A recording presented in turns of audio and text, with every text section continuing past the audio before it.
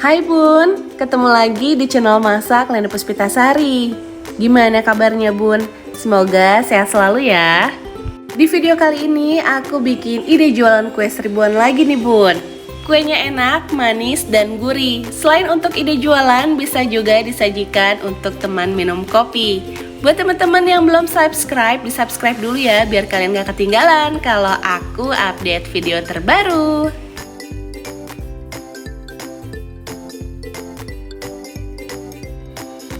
Berikut adalah bahan-bahan yang harus dipersiapkan.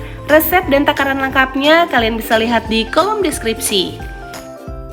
Tonton videonya sampai selesai ya, dan berikut cara membuatnya. Langkah yang pertama, siapkan wadah, masukkan gula, telur, SP. Kalau kalian gak punya, bisa pakai ovalet atau TBM. Tambahkan juga vanili dan sejumput garam. Kemudian ini dimixer dengan menggunakan speed paling tinggi sampai putih, kental, dan berjejak. Kalau sudah mengembang seperti ini, kita bisa matikan mixernya, lalu kita ayak tepung ketan hitam dan coklat bubuk.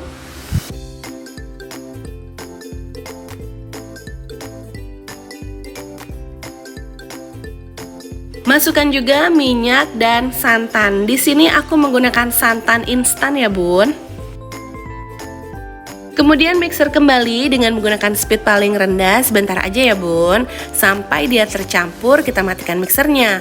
Lanjut aduk menggunakan spatula untuk memastikan tidak ada bahan yang mengendap.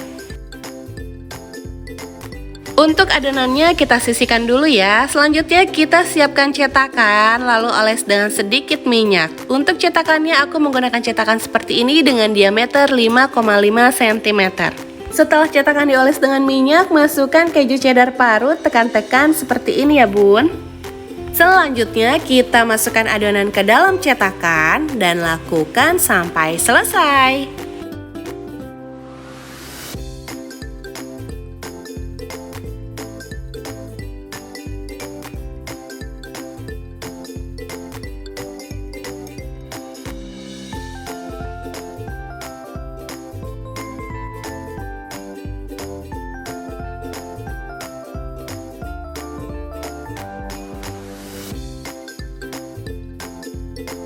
Hentak-hentakan dulu adonannya biar udara yang terperangkap di dalamnya bisa keluar.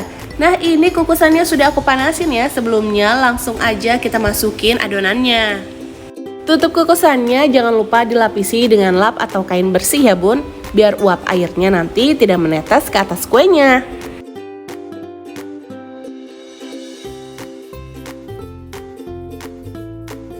Kukusnya sebentar aja, 5-7 menit. Nah, ini kuenya udah mateng, bisa langsung kita angkat.